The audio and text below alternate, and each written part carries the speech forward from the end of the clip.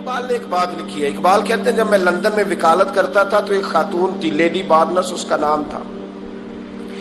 چھوٹے موٹے مقدمات لے کے وہ میرے پاس آتی تھی. بی بی ایک ہوٹل چلایا کرتی تھی. اس کا خامن جو تھا وہ فوج میں ملازم تھا. اقبال نے خود لکھا ہے, اقبال فرماتے ہیں کہ ایک دن وہ خاتون پھر کسی کیس کے سلسلے میں میرے پاس آئی, تو جب وہ آئی تو اس نے نقاب اوڑھا ہوا تھا, برقع کیا ہوا تھا. تو چونکہ اس نے نقاب اوڑھا تھا مسلمانوں کی نشانی تھی. نقاب اوڑھنا کن کی نشانی ہے؟ اللہ آپ کو خوش رکھے. تو کہتے وہ نشانی چونکہ اہل اسلام کی تھی تو مجھے تجسس ہوا. میں نے کہا لیڈی خیریت ہے؟ میم صاحبہ یہ برقع پہنا ہوا ہے. تو کہنے نہیں, ہنس کے, اقبال مجھے پکا یقین تھا کہ آپ ضرور پوچھیں گے.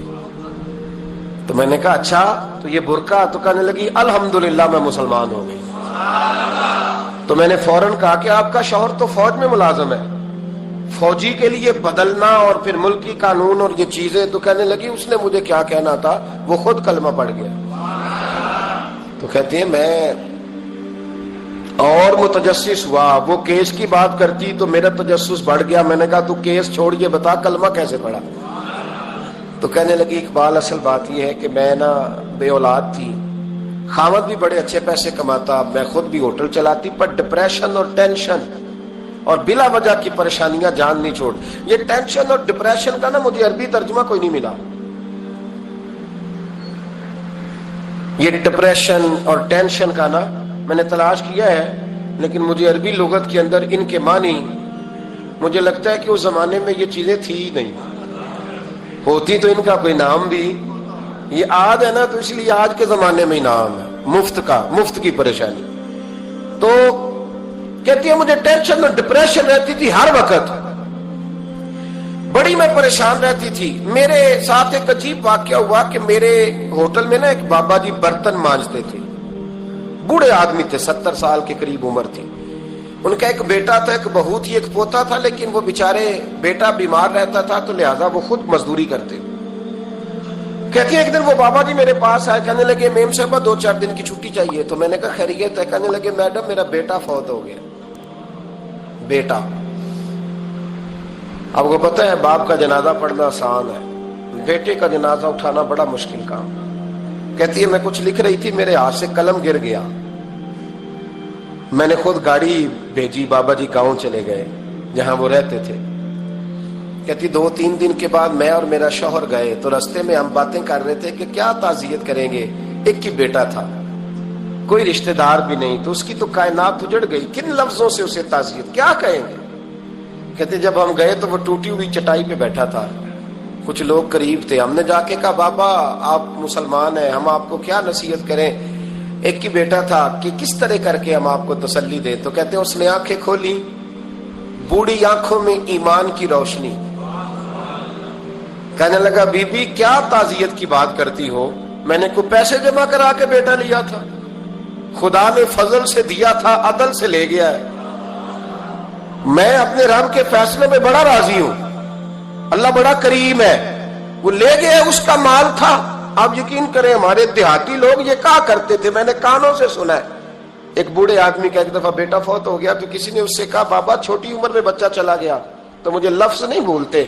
کہنے لگے پتر اللہ دی فصل ہے, کچی وڈے تاوی ہو دی. سنے آپ نے بھی کبھی یہ فکرہ, کچی وڈے تے پکی لے گئے تے تاوی ہے جو ہو دی. تو جب اس کا جی چاہا وہ لے گیا. اللہ اکبر.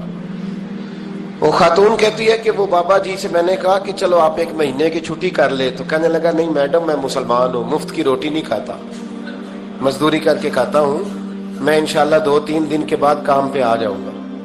کہتے ہیں وہ چند دنوں کے بعد آ گیا. اللہ کی قدرت کے ابھی 2-3 ماہ گزرے تھے پھر آیا. میڈم چھٹی چاہیے کچھ دنوں کی. میں نے کہا خیریت ہے؟ کہنے لگے وہ میری بہو بھی ہارٹ اٹیک سے فوت ہو گئی. کہتے اب میں بھی تڑپ گئی اور عیسائی ہو کہ میری آنکھوں میں آنسو آ گئے. میں نے کہا گھر کا دروازہ بند ہو گیا, اب یہ بیچارہ کیا کرے گا. وہ اپنے شوہر کے غم میں ہارٹ اٹیک سے فوت ہو گئی. کہتے ہم پھر 2-3 دن کے بعد تعزیت کے لیے گئے, پھر ٹوٹی ہوئی چٹائی, بوڑھا نہ اپنی انگلیوں سے زمین پر کچھ بنا رہا.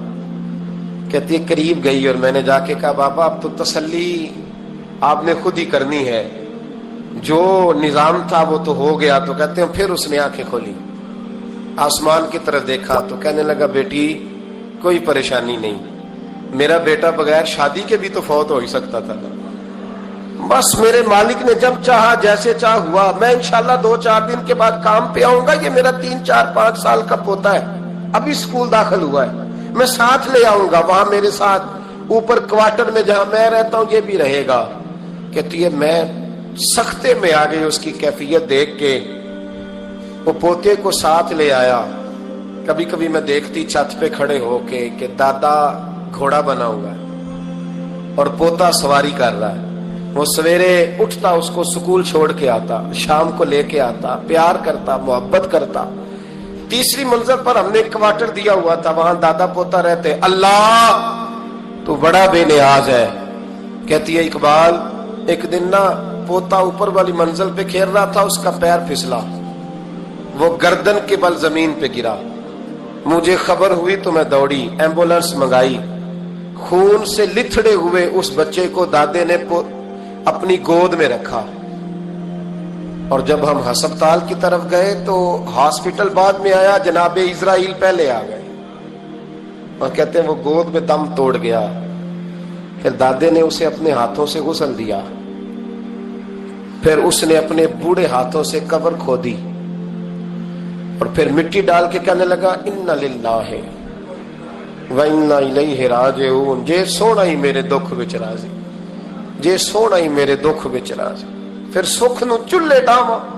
कहती वो मिट्टी डाली उसने और जब वो वापस पलटा तो मैं बाजू से थाम के होटल करीब लाई और मैंने उसके करीब कहा कि बाबा तू टूट गया है, तू बिखर गया है, मुझे महसूस होता है कि अब ना तेरी रातें और तेरी सुबहें और तेरी शामें कामों में गुजरेंगी।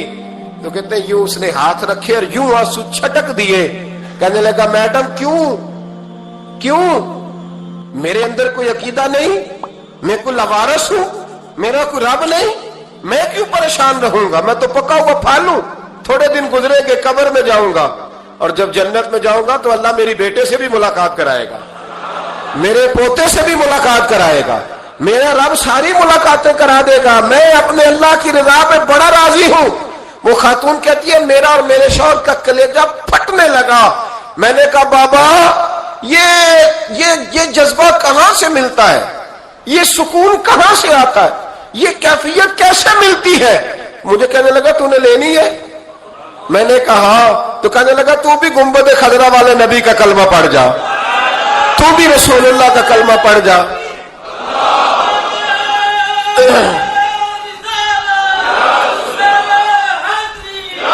आ मेरे महबूब का कलमा पढ़, अल्लाह तुझे सुकून अता करे।